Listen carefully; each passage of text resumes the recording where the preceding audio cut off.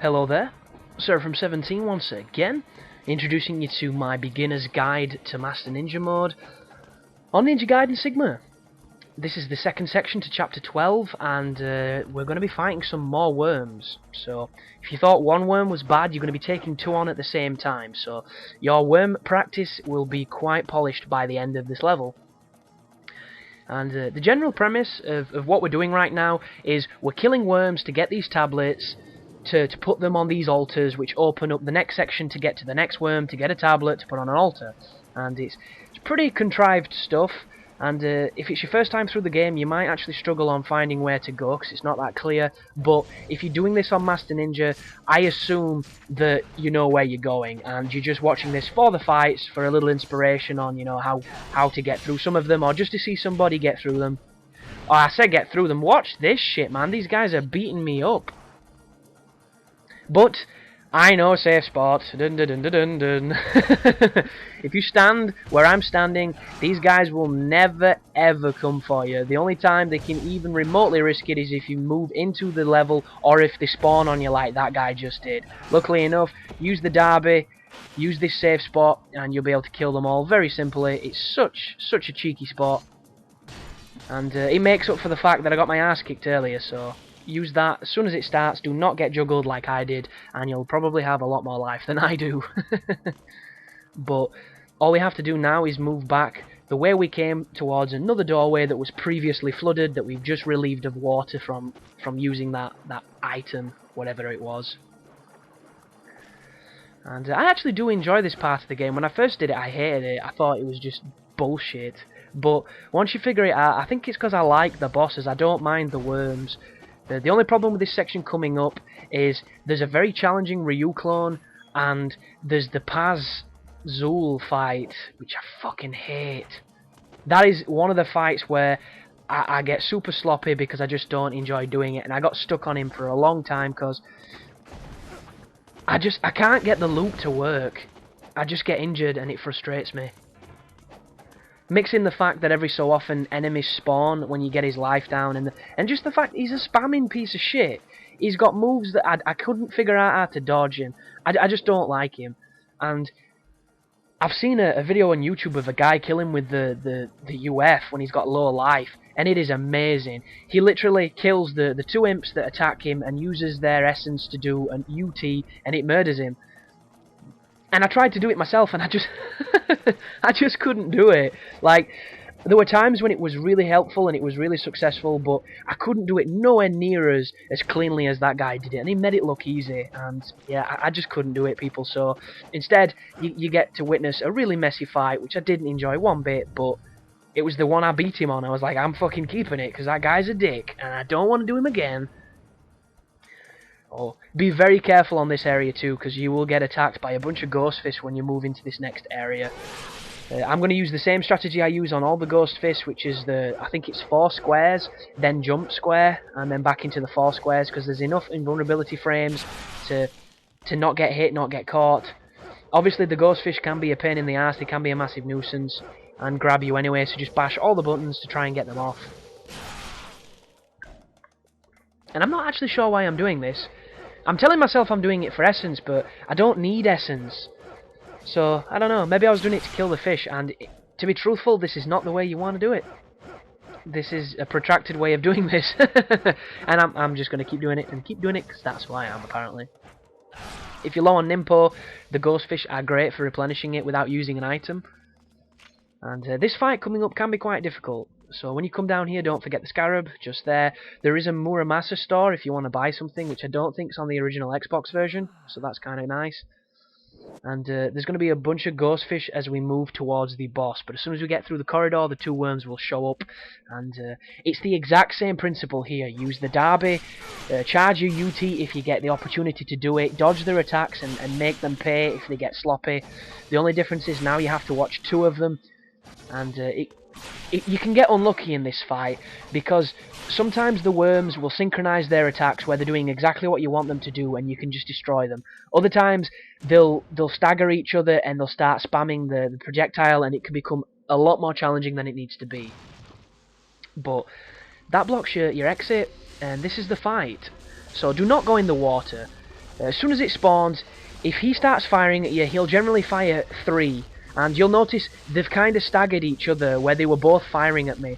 And I could not find a good way to dodge, you know, one after the other so close together. So the best way I managed to do it just then was to jump and shuriken. I tried to do the wind path after the dash, because sometimes when you do the wind path, well, I say sometimes. Every time when you do that move, there is invulnerability frames. The only problem is, it locks onto the worms. So I found myself jumping into the electrified water, and that is not what you want to do, obviously. So just keep dodging their attacks. I get lucky there because the jumping slash from the derby puts me over the projectile, but just be warned, that can hit you just as much as it can miss you. So you need to, you know, tailor your expectations. The best thing to do is wait for that move there. If you can wait for that, dodge at the last possible second to evade it, and you'll not take any damage. You can use the UT just like I did then to not take damage from it, but if you do not have chance to fully charge, you'll take a lot of damage.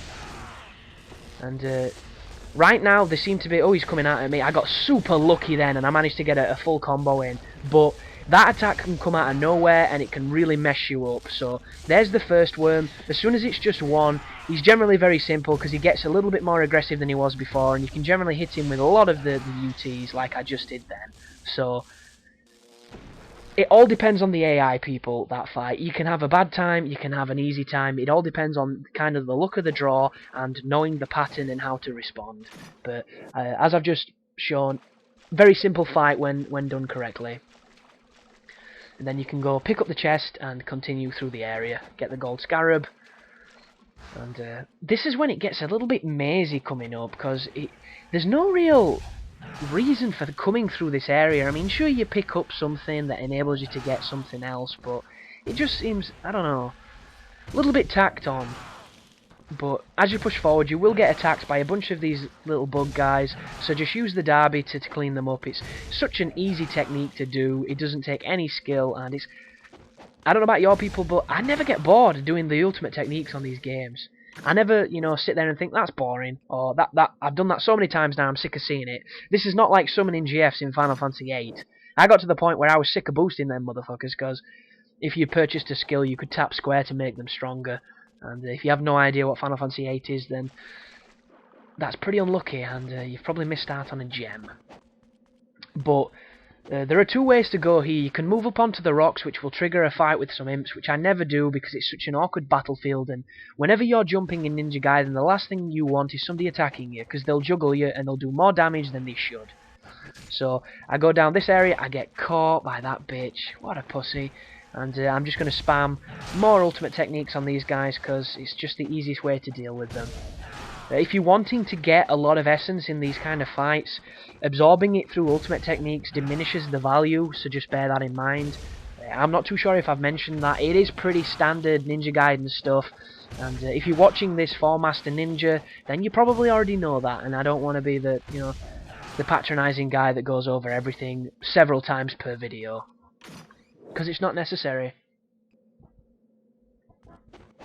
But here's another opportunity where I'm opening chests to get items I already have max capacity on, and I just always feel compelled to get injured so that I can use them. And if you're wondering why that scarab is there, it's because the edit that I've made in this video was probably when I died and came all the way back down, and instead of picking up the scarab, I ran straight to fight the boss, because there's obviously been an edit, because I did not fight the two worms and kill them the first time, because like I say, their AI is pretty random and they can fuck you up, so just be careful. But I've not bought the guillotine throw as well, and the reason on this game that I struggle to do it is because of how spaced out the enemies are, and the fact that there's a lot of timing required with it. On Ninja Gaiden 2, there's so many enemies so far up your ass every single second, it's easy to do. And it's just primarily because you don't fight as many enemies on this game as you do on the other ones, so... And maybe the lock-on isn't quite as prevalent either. Not too sure, but... And I think my laptop's telling me that I should probably delete some old videos / some of the stuff I've got on it, because it's starting to chug a little and the video's starting to lag behind, which is never good when you're trying to commentate over and tell people what's happening. But moving back through the area we were just in, I'm going to move up here now, because there's some chests to pick up, and there's pretty much the collectible that enables us to get to the next part of the level, which is going to be a Ryu clone, and then the Paz Zul fight. Oh god, I can't remember the name of it. It's a giant skeletal dinosaur bird thing, and it sucks. It sucks so bad. But this wouldn't be Ninja Gaiden if we didn't have a complimentary ghost fish fight that comes out of nowhere, is completely pointless and does nothing but, you know, slow you down. And I'm actually interested in using this combo in Ninja Gaiden 2 to see if it's as effective against the ghost fish, because I did not have a good strategy on the second game to beat these things. I just kind of mashed whatever weapon I had, be it the Luna, be it the Vigorian flails. I did not have a system on how to beat them safely like I do on this game, even though I generally get bit quite a lot sometimes, because I am not the best Ninja Gaiden player in the world, it's safe to say. But just keep moving this way. There's a little bit more backtracking that's going to happen. There's a fight coming up here which is going to be nothing but dabby UTs, because there's a bunch of cheap enemies to get, you know, as much essence as you can. So I'm going to talk about some Bleach. And I don't know if I mentioned in all the videos, but I've been going on a little bit of a Bleach tear, and if you don't know what it is, it's a manga that inspired an anime, and I'm actually watching the anime, I'm not reading the manga, and I'm not one of those type of people that's like, oh, it's gotta be subs, it's gotta be the original Japanese voices, because if I can't hear that Japanese, I don't know where I stand, because I'm more a part of the camp that I don't like reading subtitles unless it's fucking worth it. It's like, if you're going to make me earn this film, it better be worth it. Like, hard-boiled, I'll read subtitles for days. But badly subbed, crazy fucking storylined Japanese animes, I do not need the extra effort of reading it. Especially when I watch these things while I play games, so it's almost practically impossible to read fucking subtitles while staring at a different television. It's just not how it works. And for the most, the English dub is not bad. Especially if you've never heard the Japanese one. I mean, the main guy is done by, I think it's Johnny something Bosch Josh. He was, I think, the Black Power Ranger back in the day. He was also the voice actor for Vash the Stampede on Trigun, if you ever watched that one. And he does a really good job of doing Ishigo. My only pet peeve, and it's the same pet peeve I have with every anime when it comes to the dubs, is they find some of the most croaky, annoying, like, children slash fucking girls to voice some characters that some people are literally offensive to listen to, because they're so fucking annoying. And this is an anime like no other, so it's got, you know, needless sections of silly humour, it's got plenty of, you know, unnecessarily young slash childish characters that turn up to shout frequently and annoy the main character just as much as they annoy me when I listen to it, and all that nonsense. But the general meat of it is action, and it is very, very Dragon Ball Z inspired, in my opinion, because I draw so many parallels, which I'll probably play on later on in another video. So thanks for watching, people, and you take care now.